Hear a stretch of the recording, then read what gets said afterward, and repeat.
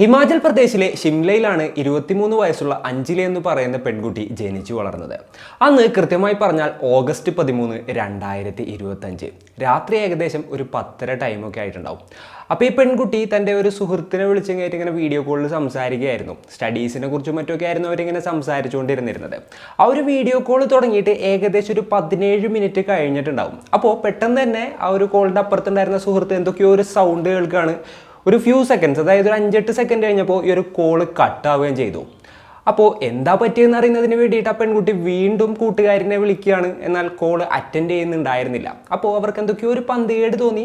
അതിനുശേഷവും കുറച്ച് നേരം കഴിഞ്ഞിട്ട് ഇവർ വിളിച്ചു നോക്കി, എന്നിട്ടും കോൾ എടുക്കുന്നുണ്ടായിരുന്നില്ല. എന്താണ് അവൾ പെട്ടെന്ന് ബിസി ആയത് എന്നുള്ളൊരു തോന്നലോടും ചെറിയൊരു പേടിയോടും കൂടിയിട്ടായിരുന്നു കൂട്ടുകാരി അന്നത്തെ ദിവസം രാത്രി കിടന്നുറങ്ങിയത്.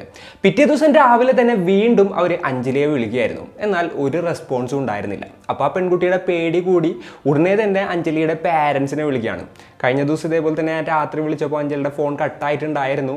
അതിനുശേഷം പിന്നെ വിളിച്ചിട്ട് കിട്ടിയിട്ടുണ്ടായിരുന്നില്ല. നിങ്ങൾ അഞ്ജലി വിളിച്ചോ, ഞാൻ വിളിച്ചിട്ട് ഇപ്പോഴും വിളിച്ചിട്ട് കിട്ടുന്നില്ല എന്നുള്ളൊരു കാര്യം പാരൻസിൻ്റെ അടുത്ത് ആ പെൺകുട്ടി പറഞ്ഞപ്പോൾ പാരൻസ് പറഞ്ഞത് എന്തായിരുന്നു എന്ന് വെച്ച് കഴിഞ്ഞിട്ടുണ്ടെന്നുണ്ടെങ്കിൽ, ഇപ്പോൾ രാവിലെ ഈ നേരമായില്ല, അവൾ ജോലിക്ക് പോകാനുള്ള സമയമായിട്ടുണ്ടാവും. അപ്പോൾ ജോലിക്ക് പോയേക്കായിരിക്കും, അതിൻ്റെ ഒരു തിരക്കിലായതുകൊണ്ടായിരിക്കാം ചിലപ്പോൾ ഫോൺ എടുക്കാത്തതെന്ന് പറയുകയായിരുന്നു. എന്നാൽ ആ ഒരു അഞ്ജലിയുടെ അമ്മയ്ക്ക് ഈ ന്യൂസും കാര്യങ്ങളൊക്കെ കേട്ടപ്പോൾ എന്തോ ഒരു പരിഭ്രാന്തി തോന്നുകയാണ്. മകൾക്ക് എന്തോ പറ്റിയതായിട്ടുള്ള ഒരു ചിന്ത അവർക്ക് വരികയാണ്. അവർ ഉടനെ തന്നെ അഞ്ജലിയെ കോൾ ചെയ്യാണ്. അവരെത്ര തന്നെ കോൾ ചെയ്തിട്ടും കോള് കണക്റ്റ് ആകുന്നുണ്ടായിരുന്നില്ല. ഉടനെ തന്നെ അഞ്ജലിയുടെ പാരൻസ് അഞ്ജലിയുടെ ബ്രദറിനെ വിളിച്ച് പറയാണ്. അതേപോലെ തന്നെ അവർ വാടകയ്ക്ക് താമസിച്ചിരുന്ന ആ ഒരു വീടിനടുത്തുള്ള നൈബേഴ്സിനെ വിളിച്ച് പറയാണ്. വിവരം പറഞ്ഞ അഞ്ജലിയുടെ ബ്രദർ ഉടനെ തന്നെ അങ്ങോട്ട് എത്തുകയാണ്.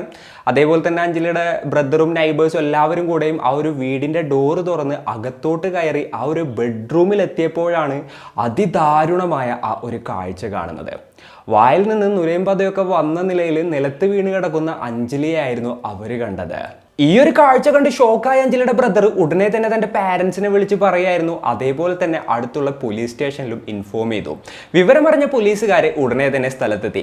അവർ വന്ന് നോക്കിയപ്പോൾ അഞ്ജലിയുടെ വായിൽ നിന്ന് നൊരയും പതയൊക്കെ വന്നതുകൊണ്ട് തന്നെ ഇതൊരു സൂയിസൈഡ് ആകാം എന്നുള്ളൊരു നിഗമനത്തിലോട്ടാണ് ആദ്യം അവരെത്തിയത്. അങ്ങനെ ബോഡിയും കാര്യങ്ങളൊക്കെ റിക്കവർ ചെയ്ത് ഓട്ടോപ്സിക്കായിട്ട് കൊണ്ടുപോവുകയും ചെയ്തു. എന്നാൽ അഞ്ജലിയുടെ ബ്രദറിന് തൻ്റെ ചേച്ചി ഒരിക്കലും ആത്മഹത്യ ചെയ്യില്ല എന്നുള്ളൊരു വിശ്വാസം ഉണ്ടായിരുന്നു. അതുകൊണ്ട് തന്നെ ആ പയ്യൻ ആ വീട് മുഴുവൻ പരിശോധിക്കുകയാണ്. വിഷത്തിൻ്റെ വല്ല കുപ്പിയുണ്ടോ, അല്ലാന്നുണ്ടെങ്കിൽ വല്ല ടാബ്ലറ്റ്സ് കഴിച്ചതിൻ്റെ സ്ട്രിപ്സോ കാര്യങ്ങളോ ബാക്കി കിടക്കുന്നുണ്ടോ എന്നുള്ളതൊക്കെ ആ ഒരു വീട് മുഴുവൻ അരിച്ചു പറക്കിയിട്ടും അത്തരത്തിലുള്ള ഒന്നും തന്നെ കണ്ടെത്താനായിട്ട് ആ ഒരു പയ്യനെ കൊണ്ട് സാധിച്ചില്ല.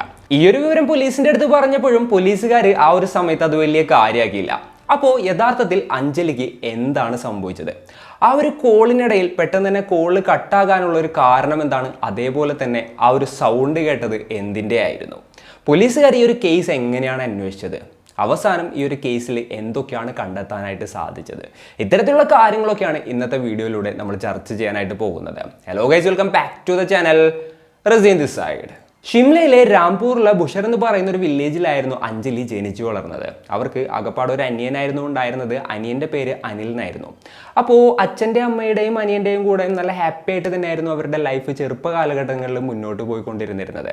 പക്ഷെ അവരുടെ ഒരു സാമ്പത്തിക സ്ഥിതിയൊക്കെ നോക്കുകയാണെന്നുണ്ടെങ്കിൽ വളരെ പാവപ്പെട്ട ഒരു ഫാമിലി ആയിരുന്നു. പക്ഷേ അഞ്ജലി നന്നായിട്ട് പഠിക്കുമായിരുന്നു. സ്കൂളിലും കാര്യങ്ങളിലൊക്കെ ഓരോ ക്ലാസ്സിലും നല്ല മാർക്കോട് കൂടിയിട്ട് തന്നെയായിരുന്നു പാസ്സായിക്കൊണ്ടിരുന്നിരുന്നത്. അങ്ങനെ കുട്ടിക്ക് പഠിക്കുന്നതിന് ആവശ്യമായിട്ട് ഫോണും കാര്യങ്ങളൊക്കെ ആവശ്യമായി വന്ന ആ ഒരു സമയത്ത് വീട്ടുകാർ അവരുടെ കയ്യിൽ ഇല്ലാത്ത പൈസ മുടക്കിയിട്ട് ഒരു സ്മാർട്ട് ഫോൺ വാങ്ങി അഞ്ജലിക്ക് കൊടുക്കുകയായിരുന്നു. ആ ഒരു സമയത്ത് തൻ്റെ സീനിയർ ആയിട്ടുള്ള സുശീൽ കുമാർ എന്ന് പറയുന്ന ഒരു പയ്യനുമായിട്ട് അഞ്ജലിക്ക് നല്ലൊരു കമ്പനി ഉണ്ടായിരുന്നു. പതിയെ പതിയെ അത് ഭയങ്കരമായിട്ടുള്ള ഒരു ഫ്രണ്ട്ഷിപ്പായിട്ട് മാറുകയായിരുന്നു. അതിനുശേഷം അത് ഒരു പ്രണയത്തിലോട്ട് എത്തുകയും ചെയ്തു. ആദ്യ സമയങ്ങളിൽ ആ ഒരു സ്കൂൾ പ്രണയം രണ്ടുപേരും നല്ല രീതിയിൽ എൻജോയ് ചെയ്തു. എന്നാൽ കുറച്ച് നാളുകൾ കഴിഞ്ഞപ്പോൾ ആ ഒരു പ്രണയം ഭയങ്കരമായിട്ട് ടോക്സിക് ആവുകയാണ്. വല്ലാത്ത രീതിയിൽ ഈ ഒരു സുശീൽ കുമാർ അഞ്ജലിയെ കൺട്രോൾ ചെയ്യാനായിട്ട് തുടങ്ങി. അതേപോലെ തന്നെ എന്തെങ്കിലുമൊക്കെ പറഞ്ഞിട്ട് ആ ഒരു പെൺകുട്ടിയെ ഉപദ്രവിക്കുന്നൊരു സിറ്റുവേഷനിലോട്ട് വരെ കാര്യങ്ങൾ എത്തുകയാണ്. അങ്ങനെ ഒരു ദിവസം അഞ്ജലിക്കും സുശീൽ കുമാറിനും ഇടയിൽ ഭയങ്കര പ്രശ്നം ഉണ്ടാവുകയാണ്. ആ ഒരു പ്രശ്നത്തിനിടയിൽ അഞ്ജലിയുടെ ഈ ഒരു ഫോൺ വാങ്ങിയിട്ട് സുശീൽ കുമാർ എറിഞ്ഞ് പൊട്ടിച്ച് കളയാണ്. അപ്പോൾ തൻ്റെ വീട്ടുകാർ അത്രത്തോളം കഷ്ടപ്പെട്ടിട്ടാണ് ഇല്ലാത്ത പൈസ മുടക്കിയിട്ട് ആ ഒരു ഫോൺ വാങ്ങി കൊടുത്തത് എന്നുള്ളത് അഞ്ജലിക്ക് നന്നായിട്ട് അറിയാം. അതുകൊണ്ട് തന്നെ അത് അഞ്ജലിക്ക് അക്സെപ്റ്റ് ചെയ്യാനായിട്ട് പറ്റിയില്ല. എന്ത് ദേഷ്യം ഉണ്ടെന്നുണ്ടെങ്കിലും എൻ്റെ വീട്ടുകാർ എനിക്ക് വാങ്ങി തന്ന മൊബൈൽ വലിച്ചെറിഞ്ഞ് പൊട്ടിക്കാനായിട്ട് നീ ആരാണെന്നുള്ള ഒരു രീതിയിലായിരുന്നു അഞ്ജലി ചോദിച്ചത്. അപ്പോൾ എന്തൊക്കെയാണെന്നുണ്ടെങ്കിലും ഈ ഒരു റിലേഷൻഷിപ്പ് എനിക്കിനി കണ്ടിന്യൂ ചെയ്യാൻ താല്പര്യമില്ല എന്ന് അഞ്ജലി തീർത്ത് പറയുകയും അതിൻ്റെ പേരിൽ അഞ്ജലി ആ ഒരു പയ്യനുമായിട്ട് ബ്രേക്കപ്പ് ആവുകയും ചെയ്തു. അങ്ങനെ ഈ ഒരു ഫോണും കാര്യങ്ങളൊക്കെ എറിഞ്ഞു പൊട്ടിച്ച വിവരം അഞ്ജലിയുടെ അമ്മ അറിയാണ്. അമ്മ സുശീൽ കുമാറിൻ്റെ അടുത്ത് ചോദിച്ചു എന്താണ് ഇങ്ങനെ ചെയ്തത്, എന്താണ് വിഷയം എന്നുള്ളതൊക്കെ. എന്നാൽ സുശീൽ കുമാർ ഇത് അഞ്ജലിയുടെ അമ്മയാണെന്ന് പോലും നോക്കാതെ വളരെ മോശമായിട്ടുള്ള രീതിയിൽ ആ ഒരു സ്ത്രീയുടെ അടുത്ത് പെരുമാറുകയായിരുന്നു. ഇതുകൂടെ ആയപ്പോൾ അഞ്ജലിക്ക് സുശീൽ കുമാറിനെ പൂർണ്ണമായിട്ടും വെറുക്കുന്ന ഒരു സിറ്റുവേഷനിലോട്ടാണ് കാര്യങ്ങൾ എത്തിയത്. തന്നെയും തൻ്റെ ഫാമിലിയെയും റെസ്പെക്ട് ചെയ്യാത്ത ഒരാളുടെ കൂടെ ഒരിക്കലും തനിക്കൊരു ലൈഫ് മുന്നോട്ട് കൊണ്ടുപോകാൻ പറ്റില്ല. അതേപോലെ തന്നെ ഫ്യൂച്ചർ വല്ലാത്ത രീതിയിൽ നാശമായി പോകുമെന്നുള്ളൊരു കാര്യം ആ ഒരു പെൺകുട്ടിക്ക് ആ സമയത്ത് തന്നെ മനസ്സിലായി. അതിനുശേഷം ഈ ഒരു പയ്യൻ എത്ര പിന്നാലെ നടന്നിട്ടും ആ ഒരു ബ്രേക്കപ്പ് എന്നുള്ള തീരുമാനത്തിൽ ആ പെൺകുട്ടി ഉറച്ചു നിൽക്കുകയായിരുന്നു. അങ്ങനെ ഇരിക്കുക സ്കൂളും കാര്യങ്ങളൊക്കെ കഴിഞ്ഞു, കോളേജിലോട്ട് പോകാനുള്ള ആ ഒരു ടൈമൊക്കെ ആയി. അപ്പോൾ ആ പെൺകുട്ടി അതിന് വേണ്ടിയിട്ടുള്ള എൻട്രൻസും അതേപോലെ തന്നെ അപ്ലിക്കേഷനും കാര്യങ്ങളൊക്കെ കൊടുത്തിട്ടുണ്ടായിരുന്നു. എന്തൊക്കെയാണെങ്കിലും ഡിഗ്രിക്ക് ആ പെൺകുട്ടിക്ക് നല്ലൊരു കോളേജിൽ അഡ്മിഷൻ കിട്ടുമെന്നുള്ളൊരു ഉറപ്പുണ്ടായിരുന്നു. എന്നാലും ആ പെൺകുട്ടിക്ക് ഒരു പേടി ഉണ്ടായിരുന്നത്, അല്ലാന്നുണ്ടെങ്കിൽ ആ പെൺകുട്ടിയുടെ ഒരു കൺസേൺ എന്തായിരുന്നു വെച്ച് കഴിഞ്ഞിട്ടുണ്ടെന്നുണ്ടെങ്കിൽ വീട്ടിൽ സാമ്പത്തിക സ്ഥിതി ഭയങ്കര മോശമാണ്. ഇപ്പോൾ കോളേജിൽ സീറ്റ് കിട്ടിയിട്ടുണ്ടെന്നുണ്ടെങ്കിലും എന്താ പറയുക, വീട്ടുകാർക്ക് തന്നെ സപ്പോർട്ട് ചെയ്യാനോ ഫീസ് കൊടുക്കാനോ അതേപോലെ തന്നെ പഠിപ്പിക്കാനോ ഒന്നും പറ്റില്ല. അത്രത്തോളം പാവപ്പെട്ട ആളുകളായിരുന്നു അവർ. അതുകൊണ്ട് തന്നെ ആ പെൺകുട്ടി വേറൊരു കാര്യം കൂടെ ചെയ്തിട്ടുണ്ടായിരുന്നു. പോസ്റ്റ് ഓഫീസിൽ ഫോമൊക്കെ ഫില്ല് ചെയ്യുന്ന ഒരു ജോബിൻ്റെ ഒരു വേക്കൻസിയും കാര്യങ്ങളൊക്കെ വന്നപ്പോൾ അതിനും കൂടെ അപ്ലൈ ചെയ്തിട്ടുണ്ടായിരുന്നു. അങ്ങനെ കുറച്ച് നാൾ കഴിഞ്ഞു ആ പെൺകുട്ടിക്ക് കോളേജിൽ അഡ്മിഷൻ കിട്ടുകയും ചെയ്തു. അതേപോലെ തന്നെ ഈ ഒരു പോസ്റ്റ് ഓഫീസിലത്തെ ജോലിയും കിട്ടുകയും ചെയ്തു. അപ്പോൾ പഠിക്കാൻ ഇനി പോകണ്ട, ഒരു ജോലിക്ക് പോകാന്നുണ്ടെങ്കിൽ വീട്ടുകാർക്കും അതൊരു സപ്പോർട്ടാവും, അനിയനെ നമുക്ക് നല്ല രീതിയിൽ പഠിപ്പിക്കാൻ പറ്റും എന്നുള്ളൊരു തീരുമാനത്തിൽ ആ പെൺകുട്ടി എത്തുകയും അതേപോലെ തന്നെ തൻ്റെ പഠനം അവിടെ വെച്ച് നിർത്തിയിട്ട് ആ ഒരു ജോലിക്കായിട്ട് ആ പെൺകുട്ടി പോകാനും തുടങ്ങി. അപ്പോൾ ഈ പെൺകുട്ടിക്ക് ആദ്യമായിട്ട് ജോലി കിട്ടിയത് കുളുവിലെ താണ്ടി എന്ന് പറയുന്ന ഒരു സ്ഥലത്തായിരുന്നു. അപ്പോൾ അവിടെ ഒരു വാടക വീട്ടിൽ നിന്നിങ്ങായിട്ടായിരുന്നു ജോലിക്ക് ആ പെൺകുട്ടി പോയിക്കൊണ്ടിരുന്നിരുന്നത്. അപ്പോൾ അവിടെയുള്ള ലോക്കലായിട്ടുള്ള ആളുകളൊക്കെ ആയിട്ട് ഭയങ്കര കമ്പനിയായി, എല്ലാവർക്കും ആ ഒരു പെൺകുട്ടിയെ ഭയങ്കര ഇഷ്ടമായിരുന്നു. അതേപോലെ തന്നെ ആ ഒരു പോസ്റ്റ് ഓഫീസിലത്തെ ഉദ്യോഗസ്ഥർക്കും ഭയങ്കര താല്പര്യമായിരുന്നു ഈ ഒരു പെൺകുട്ടിയെ. നല്ല സ്വഭാവമായിരുന്നു, നല്ല രീതിയിൽ വർക്ക് ചെയ്യുന്ന ഒരു പെൺകുട്ടിയായിരുന്നു. അതുകൊണ്ട് തന്നെ എല്ലാവർക്കും ഭയങ്കര ഇഷ്ടമായിരുന്നു. അങ്ങനെ നല്ല സ്മൂത്തായിട്ട് അവരുടെ ലൈഫ് ആ ഒരു സ്ഥലത്ത് ഇങ്ങനെ പോകുന്നതിൻ്റെ ഇടയിലാണ് ഒരു കാര്യം സംഭവിക്കുന്നത്.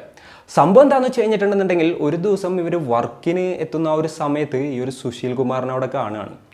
അയാൾ വെള്ളമടിച്ച് ആ ഒരു ഓഫീസിൻ്റെ മുന്നിൽ വന്ന് നിൽക്കുകയാണ് ഇവരെയും വെയിറ്റ് ചെയ്തിട്ട്. ഇവരെ കണ്ടപ്പോൾ തന്നെ ആ ഒരു സുശീൽ കുമാർ ഇവരുടെ അടുത്തോട്ട് ഓടി വരികയാണ്. പ്ലീസ് എന്നെ നീ ഉപേക്ഷിക്കരുത്, എനിക്ക് നീ ഇല്ലാതെ പറ്റില്ല, നമുക്ക് കല്യാണം കഴിക്കാം എന്നുള്ളൊരു കാര്യമൊക്കെ പറഞ്ഞു. അപ്പോൾ ആ ഒരു പെൺകുട്ടി ഇല്ല പറ്റില്ല എന്ന് പറഞ്ഞു. അതിനുശേഷം അവരവരുടെ ഓഫീസിലോട്ട് പോയി. ഇയാളാണെന്നുണ്ടെങ്കിൽ എന്താ പറയുക, ഇങ്ങനെ വെള്ളമടിച്ച് അവിടെ വന്നിട്ട് പ്രശ്നം ഉണ്ടാക്കാനായിട്ട് തുടങ്ങി. അപ്പോൾ ഇയാളിത് എങ്ങനെ കണ്ടുപിടിച്ച് ഇങ്ങോട്ട് എത്തി എന്നുള്ളൊരു ചിന്തയായിരുന്നു ഈ പെൺകുട്ടിക്ക് ഉണ്ടായത്. എങ്ങനെയൊക്കെ അയാൾ ഒഴിവാക്കാനായിട്ട് ഈ പെൺകുട്ടി ശ്രമിച്ചിട്ടുണ്ടായിരുന്നെന്നുണ്ടെങ്കിലും പിന്നെയും അയാൾ ഭയങ്കരമായിട്ട് ടോർച്ചർ ചെയ്യാനും ശല്യം ചെയ്യാനൊക്കെ തുടങ്ങി. അപ്പോൾ ഓഫീസിലും അതൊരു എന്താ പറയുക ബാഡ് ഇംപ്രഷൻ ഉണ്ടാക്കുകയാണ്. അതേപോലെ തന്നെ ആളുകളൊക്കെ ചോദിക്കുകയാണ് ഈ ഒരു പെൺകുട്ടിയുടെ അടുത്ത്. ഇങ്ങനെ വന്നപ്പോൾ ആ പെൺകുട്ടി മാനസികമായിട്ട് തന്നെ വല്ലാത്തൊരു സിറ്റുവേഷനിലോട്ട് എത്തുകയാണ്. ഇതിനിടയിൽ ഇടയ്ക്കിടയ്ക്ക് ആ ഒരു പെൺകുട്ടി അയാൾ ഭീഷണിപ്പെടുത്താനും അതേപോലെ തന്നെ ഈ പെൺകുട്ടിയുടെ അടുത്ത് പൈസ ചോദിക്കാനൊക്കെ തുടങ്ങിയിട്ടുണ്ടായിരുന്നു കേട്ടോ. അങ്ങനെ ഒരു ദിവസം അഞ്ജലി ഓഫീസിൽ നിന്ന് വരുന്ന സമയത്ത് അയാൾ അഞ്ജലിയെ വെയിറ്റ് ചെയ്ത് നിൽക്കായിരുന്നു. അതായത് ഒരു ഈവനിങ് 3-4 മണിയൊക്കെ ആയിട്ടുണ്ടാവും. അപ്പോൾ അഞ്ജലി ഓഫീസൊക്കെ കഴിഞ്ഞ് പതിയെ ഇങ്ങനെ നടന്നു വരികയായിരുന്നു. അപ്പോഴാണ് ഇയാൾ അപ്രതീക്ഷിതമായിട്ട് അഞ്ജലിയുടെ മുന്നിലോട്ട് ചാടി വീഴുന്നത്. ഇയാളുടെ കയ്യിലൊരു കത്തി ഉണ്ടായിരുന്നു. അതിനുശേഷം ഇയാൾ അഞ്ജലിയെ ഭീഷണിപ്പെടുത്തുകയായിരുന്നു. നീ എന്നെ പ്രേമിച്ചില്ല, അല്ലാന്നുണ്ടെങ്കിൽ ഞാനുമായിട്ടുള്ള കല്യാണത്തിന് സമ്മതിച്ചില്ല എന്നുണ്ടെങ്കിൽ ഞാൻ ഇവിടെ വെച്ച് എൻ്റെ ഞരമ്പ് മുറിച്ച് ആത്മഹത്യ ചെയ്യുമെന്ന് പറഞ്ഞിട്ട് അയാൾ അവിടെ അങ്ങനെ നിൽക്കുകയായിരുന്നു. അപ്പോൾ ആ ഒരു പെൺകുട്ടി ആകെപ്പാടെ ഷോക്കായി പോയി. കാര്യം തനിക്കും തൻ്റെ പാരൻസിനും തൻ്റെ ഫാമിലിക്കും ആർക്കും ഈ ഒരു പയ്യനെ ഇഷ്ടമല്ല എന്നുണ്ടെങ്കിലും സുശീൽ കുമാർ അവിടെ ആത്മഹത്യ ചെയ്ത് കഴിഞ്ഞിട്ടുണ്ടെന്നുണ്ടെങ്കിൽ ആ ഒരു ജീവൻ പോകാനായിട്ടുള്ള ഒരു കാരണക്കാരി താനാകുമല്ലോ എന്നുള്ളൊരു ചിന്തയായിരുന്നു ആ ഒരു പെൺകുട്ടിക്ക് ആ സമയത്ത് വന്നത്. അപ്പോൾ ഒരാളുടെ മരണം തൻ്റെ എന്താ പറയുക ഒരു തീരുമാനം കൊണ്ട് ഉണ്ടായി കഴിഞ്ഞിട്ടുണ്ടെന്നുണ്ടെങ്കിൽ ആ ഒരു ദുഃഖവും പേറിയിട്ട് തനിക്ക് ജീവിക്കാനായിട്ട് പറ്റില്ല എന്നുള്ളൊരു തോട്ടിലോട്ട് ആ ഒരു പെൺകുട്ടി എത്തുകയാണ്. ആ സമയത്ത് വളരെ തെറ്റായൊരു തീരുമാനം ആ പെൺകുട്ടി എടുക്കുകയും ചെയ്തു. അതായത് അയാൾ ആത്മഹത്യയിൽ നിന്ന് പിന്തിരിപ്പിക്കുന്നതിനും മറ്റൊക്കെ വേണ്ടിയിട്ട് ഓക്കെ കുഴപ്പമില്ല ഞാൻ നിന്നെ കല്യാണം കഴിച്ചോളാം എന്നുള്ളൊരു രീതിയിലായിരുന്നു ആ ഒരു പെൺകുട്ടി അയാളുടെ അടുത്ത് മറുപടി പറഞ്ഞത്. അപ്പോൾ ആൾ ഭയങ്കര ഹാപ്പിയായി. അങ്ങനെ കുറച്ച് നാളുകളൊക്കെ കഴിഞ്ഞതിന് ശേഷമാണ് ഈ ഒരു വിവരം വീട്ടുകാരറിയുന്നത്. മകളെ കത്തി കാണിച്ച് ഭീഷണിപ്പെടുത്തി ആ ഒരു വിവരം അറിഞ്ഞ വീട്ടുകാരാകപ്പാടെ ടെൻസ്ഡ് ആവുകയാണ്. അവർ നേരെ തന്നെ പോലീസ് സ്റ്റേഷനിൽ പോയിട്ട് ഒരു കംപ്ലൈൻറ്റ് കൊടുക്കുകയും ചെയ്തു. എന്നാൽ അപ്പോഴാണ് മറ്റൊരു ട്വിസ്റ്റ് സംഭവിക്കുന്നത്. പോലീസുകാർ അഞ്ജലിനെയും അതേപോലെ തന്നെ സുശീൽ കുമാറിനെ വിളിപ്പിക്കുകയാണ് ഈ ഒരു കംപ്ലൈൻറ്റിൻ്റെ അടിസ്ഥാനത്തിൽ. അപ്പോൾ അഞ്ജലി പറഞ്ഞു ഇല്ലില്ല, അങ്ങനെ വലിയ പ്രശ്നങ്ങളും കാര്യങ്ങളൊന്നുമില്ല, എനിക്ക് താല്പര്യം ഉണ്ടായിട്ടാണ് ഞാൻ ഇയാളുടെ അടുത്ത് സംസാരിച്ചിട്ടുണ്ടായിരുന്നത്. ഞങ്ങളുടെ കല്യാണം കഴിഞ്ഞു എന്ന് പറയാണ്. സംഭവിച്ചെന്താണെന്ന് വെച്ച് കഴിഞ്ഞിട്ടുണ്ടെന്നുണ്ടെങ്കിൽ അന്നത്തെ ദിവസം ഇതേപോലെ തന്നെ ഒരു ആത്മഹത്യാ ഭീഷണിയൊക്കെ കഴിഞ്ഞതിന് ശേഷം ഈ പെൺകുട്ടി ഓക്കെ പറഞ്ഞല്ലോ. ഇനിയിപ്പോൾ ആ ഒരു പെൺകുട്ടി വാക്ക് മാറ്റിയാലോ എന്ന് പേടിച്ച് പിറ്റേ ദിവസം തന്നെ ഈ ഒരു രജിസ്റ്റർ മാരേജിന് വേണ്ടിയിട്ടുള്ള പ്രൊസീജിയേഴ്സും കാര്യങ്ങളൊക്കെ ഒരു പയ്യൻ തുടങ്ങിയിട്ടുണ്ടായിരുന്നു. അതേപോലെ തന്നെ വളരെ പെട്ടെന്ന് ആ ഒരു പെൺകുട്ടിയുമായിട്ട് ആ പയ്യൻ രജിസ്റ്റർ മാരേജ് നടത്തുകയും ചെയ്തിട്ടുണ്ടായിരുന്നു. ഇതൊക്കെ കഴിഞ്ഞിട്ടാണ് ഈ ഇഷ്യൂ ഉണ്ടായതിനെ കുറിച്ചിട്ട് വീട്ടുകാർ തന്നെ അറിയുന്നത്. ഈ ഒരു വിവരം പറഞ്ഞ അഞ്ജലിയുടെ വീട്ടുകാർ അക്ഷരാർത്ഥത്തിൽ ഞെട്ടിത്തരിച്ചു പോവുമായിരുന്നു. എന്തൊക്കെയാണ് നടക്കുന്നത്, തങ്ങളുടെ മകൾ എന്താണ് കാണിച്ചത് എന്നുള്ളത് അവർക്ക് ആ ഒരു സമയത്ത് അക്സെപ്റ്റ് ചെയ്യാൻ പോലും പറ്റുന്നുണ്ടായിരുന്നില്ല. അതിനുശേഷം അഞ്ജലി സുശീൽ കുമാറിൻ്റെ കൂടെ ആളുടെ വീട്ടിലോട്ട് പോവായിരുന്നു. പിന്നീടുള്ള ഒരു 1 വീക്ക് അഞ്ജലി പാരൻസിനൊന്നും കോൺടാക്ട് ചെയ്തിട്ടുണ്ടായിരുന്നില്ല. എന്നാൽ ആ ഒരു വീട്ടിലെത്തി അതിലും വലിയ പ്രശ്നങ്ങളിലോട്ടായിരുന്നു അഞ്ജലി ചെന്നെത്തിയത്. സംഭവം എന്താണെന്ന് വെച്ച് കഴിഞ്ഞിട്ടുണ്ടെന്നുണ്ടെങ്കിൽ അവിടെ എത്തി ഒരാഴ്ച കഴിഞ്ഞപ്പോൾ അഞ്ജലി ജോലിക്ക് പോകണമെന്ന് പറഞ്ഞു. അപ്പോൾ വീട്ടുകാരുടെ പ്രതികരണം എന്തായിരുന്നു എന്ന് വെച്ച് കഴിഞ്ഞിട്ടുണ്ടെങ്കിൽ, നീ വെറും നക്കാപ്പിച്ച പൈസക്ക് വേണ്ടിയിട്ടാണ് പണിക്ക് പോണത്, ഞങ്ങളെ വീട്ടിലെ പട്ടിക്ക് തന്നെ അതിലും കൂടുതൽ ചിലവുണ്ട് ഒരു മാസം, നീ പണിക്കൊന്നും കൊണ്ട് ഇവിടെ നിന്നാതി എന്ന് പറഞ്ഞു. എന്നാൽ അഞ്ജലിക്ക് അത് അക്സെപ്റ്റ് ചെയ്യാൻ പറ്റുന്നതായിരുന്നില്ല. കാരണം ഇവർക്കതൊരു ചെറിയ എമൗണ്ട് ആയിരുന്നുണ്ടായിരുന്നെങ്കിലും അഞ്ജലി ജോലി ചെയ്ത് കിട്ടുന്ന പൈസയിൽ നിന്നും ഒരു എമൗണ്ട് വീട്ടിലോട്ട് എല്ലാ മാസവും അയച്ചു കൊടുക്കാറുണ്ടായിരുന്നു. അത് അവരുടെ ഫാമിലിക്ക് ഭയങ്കര ഒരു സപ്പോർട്ടായിരുന്നു. അവരുടെ ഫാമിലിക്ക് അതൊരിക്കലും ചെറിയൊരു എമൗണ്ട് ആയിരുന്നില്ല. സോ സുശീൽ കുമാറിൻ്റെയും വീട്ടുകാരുടെയും എതിർപ്പും കാര്യങ്ങളൊന്നും വകവെക്കാതെ അഞ്ജലി വീണ്ടും ജോലിക്ക് പോകാനായിട്ട് തുടങ്ങി. അപ്പോൾ സുശീൽ കുമാർ ഇതിൻ്റെ പേരിൽ പിന്നെയും പ്രശ്നം ഉണ്ടാക്കുകയായിരുന്നു. അങ്ങനെ ഒരു ദിവസം വീണ്ടും സുശീൽ കുമാർ ഈ ഒരു പെൺകുട്ടിയുടെ ഫോൺ എടുത്ത് എറിഞ്ഞുടക്കുകയായിരുന്നു. ഫോൺ എറിഞ്ഞുടച്ചപ്പോൾ ഈ പെൺകുട്ടിയുടെ സ്വഭാവം വീണ്ടും മാറി. എന്തൊക്കെയാണെന്നുണ്ടെങ്കിലും ഇനിയും ഇയാളുമായിട്ടൊരു ജീവിതം മുന്നോട്ട് കൊണ്ടുപോകാനായിട്ട് പറ്റില്ല എന്നുള്ളൊരു തീരുമാനത്തിലോട്ട് ആ പെൺകുട്ടി വീണ്ടും എത്തുകയാണ്. അതായത് താനെടുത്ത തീരുമാനം തെറ്റായിപ്പോയി, അയാൾ ഇങ്ങനെയൊക്കെ കാണിച്ചിട്ടുണ്ടായിരുന്നെങ്കിലും താൻ ആ സമയത്ത് സമ്മതിക്കരുതായിരുന്നു. ഇനിയിപ്പോൾ എന്തെങ്കിലുമൊക്കെ ഒരു ചേഞ്ച് വരും എന്നുള്ളൊരു ചിന്ത തൻ്റെ മനസ്സിലുണ്ടായിരുന്നുണ്ടെങ്കിൽ ഇയാൾ എന്തായാലും നന്നാവില്ല എന്നുള്ളൊരു കാര്യമൊക്കെ ആ ഒരു പെൺകുട്ടി മനസ്സിലാക്കായിരുന്നു. അങ്ങനെ നമുക്ക് എന്തായാലും ഈ ഒരു കല്യാണ ബന്ധം ഇവിടെ വെച്ച് നിർത്താം എന്നുള്ളൊരു കാര്യം ആ ഒരു പെൺകുട്ടി തീർത്ത് പറയായിരുന്നു. അതേപോലെ തന്നെ പോലീസ് സ്റ്റേഷനിൽ പോയിട്ട് ഒരു കംപ്ലയിൻറ്റ് കൊടുക്കുകയും ചെയ്തു. അതേപോലെ തന്നെ ഡിവോഴ്സിന് ഫയൽ ചെയ്യുകയും ചെയ്തു. അങ്ങനെ ഈ ഒരു കേസിൻ്റെ അടിസ്ഥാനത്തിൽ സുശീൽ കുമാറിനെ പോലീസുകാർ വിളിപ്പിക്കുകയാണ്. എന്നിട്ട് സുശീൽ കുമാറിൻ്റെ അടുത്ത് പറഞ്ഞു, ഇനി അഞ്ജലിനെ ശല്യം ചെയ്യരുതെന്ന്. ഇതോടുകൂടി ഈ പ്രശ്നങ്ങൾ അവസാനിച്ചു. ഇനിയിപ്പോൾ ഡിവോഴ്സും കൂടെ കിട്ടിക്കഴിഞ്ഞാൽ ഒക്കെ ആയിരിക്കും എന്നുള്ളൊരു തോട്ടിലോട്ടായിരുന്നു അഞ്ജലി ആ സമയത്ത് എത്തിയത്. എന്നാൽ പ്രശ്നങ്ങൾ അവിടെ കൊണ്ട് അവസാനിക്കുകയായിരുന്നില്ല, അവിടെ കൊണ്ട് അടുത്ത പ്രശ്നങ്ങൾ തുടങ്ങുകയായിരുന്നു. അങ്ങനെ ഇരിക്കെ 2021 ആ സമയത്ത് അഞ്ജലിക്ക് ട്രാൻസ്ഫർ ലഭിക്കുകയാണ്. യശ്മത്തല എന്ന് പറഞ്ഞിട്ടുള്ള ഒരു ഗ്രാമത്തിലോട്ടായിരുന്നു അഞ്ജലിക്ക് ട്രാൻസ്ഫർ കിട്ടിയത്. അവിടെ ഇതേപോലെ തന്നെ ഒരു വാടക വീട് എടുത്തുകയായിട്ട് ജോലിക്ക് പോകാനും അഞ്ജലി തുടങ്ങി. ആ സമയത്ത് അഞ്ജലിക്ക് ഒരു പേടി ഉണ്ടായിരുന്നു, ഈ പയ്യൻ എങ്ങാനും വീണ്ടും വന്ന് പ്രശ്നം ഉണ്ടാക്കുമെന്നുള്ളത്. അതുകൊണ്ട് തന്നെ ആ സമയത്ത് സ്കൂളും കാര്യങ്ങളൊക്കെ കഴിഞ്ഞ് വെക്കേഷനിൽ ഇരുന്നിരുന്ന അനിയനെയും കൊണ്ടുകയായിട്ടാണ് അഞ്ജലി അങ്ങോട്ട് പോയത്. ഏകദേശം 2-3 മാസം അഞ്ജലിയുടെ കൂടെ അനിയൻ അവിടെ നിന്നു. അതിനുശേഷം അനിയൻ്റെ കോളേജിൻ്റെ അഡ്മിഷൻ്റെ കാര്യങ്ങളൊക്കെ വരികയാണ്. അപ്പോൾ അഞ്ജലിയുടെ അനിയൻ തിരിച്ച് വീട്ടിലോട്ട് പോവുകയാണ്. എന്നിട്ട് അവിടെ നിന്ന് കോളേജിലോട്ട് പോകാനുള്ള പരിപാടികളും കാര്യങ്ങളൊക്കെ നോക്കി. അങ്ങനെ കുറച്ച് നാളുകൾ കഴിഞ്ഞു. അപ്പോൾ അഞ്ജലിക്ക് വീണ്ടും ട്രാൻസ്ഫർ ലഭിക്കുകയാണ്. ഇത്തവണ ട്രാൻസ്ഫർ ലഭിച്ച എവിടെക്കാന്ന് വെച്ച് കഴിഞ്ഞിട്ടുണ്ടെന്നുണ്ടെങ്കിൽ തൻ്റെ വീടിൻ്റെ അവിടെ നിന്ന് ഏകദേശം ഒരു 20 കിലോമീറ്റർ മാറിയിട്ടുള്ള ഒരു സ്ഥലത്തോട്ടായിരുന്നു. അപ്പോൾ അഞ്ജലി അങ്ങോട്ട് എത്തുകയാണ്. അവിടെ ഇതേപോലെ തന്നെ ചെറിയൊരു വാടക വീടെടുത്ത് താമസം സ്റ്റാർട്ട് ചെയ്യാണ്. പിന്നെ അഞ്ജലിയുടെ അനിയനും ആ ഒരു ലൊക്കാലിറ്റിയിലുള്ള ഒരു കോളേജിൽ തന്നെയായിരുന്നു പഠിക്കുന്നുണ്ടായിരുന്നത്. സോ അനിയനും അഞ്ജലിയുടെ കൂടെ നിൽക്കുകയാണ്. ഇവർ രണ്ടുപേരും ആ ഒരു വീട്ടിൽ താമസിക്കാനും തുടങ്ങി. ആ ഒരു സമയത്ത് തനിക്ക് ഈ ഒരു ജോലി മാത്രം പോരാ, ഇതിലും നല്ലൊരു ഗവൺമെൻറ് ജോലിയിലോട്ട് എത്തണം, നല്ലൊരു പെർമനൻറ്റ് ജോലിയിൽ നല്ല ശമ്പളമുള്ള ഒരു ജോലിയിലോട്ട് എത്തണം എന്ന് വിചാരിച്ചുകൊണ്ട് അവർ കൂടുതലായിട്ട് ഗവൺമെൻറ് എക്സാംസിന് വേണ്ടിയിട്ട് പ്രിപ്പയർ ചെയ്യാനായിട്ട് തുടങ്ങുകയാണ്. അപ്പോൾ രാവിലെ അവർ ജോലിക്ക് പോകും, വൈകുന്നേരം വന്നു കഴിഞ്ഞാൽ അവർ കുറേ നേരം ഇരുന്ന് പഠിക്കും. അതിനുശേഷം സുഹൃത്തുക്കളെ വീഡിയോ കോളിൽ വിളിച്ചിങ്ങനെ പഠിച്ചത് കാര്യങ്ങളും അതും ഇതൊക്കെ ഡിസ്കസ് ചെയ്യും. അതേപോലെ തന്നെ വീഡിയോ കോൾ ത്രൂ അവർ കമ്പൈൻ സ്റ്റഡിയും കാര്യങ്ങളൊക്കെ നടത്തും. അങ്ങനെ അടുത്ത 2-3 വർഷം വലിയ കുഴപ്പങ്ങളൊന്നും ഇല്ലാതെ അഞ്ജലിയുടെ ലൈഫ് ഇങ്ങനെ മുന്നോട്ട് പോവുമായിരുന്നു. അപ്പോഴാണ് 2025 ഓഗസ്റ്റ് 10 ആ ഒരു കാര്യം സംഭവിക്കുന്നത്.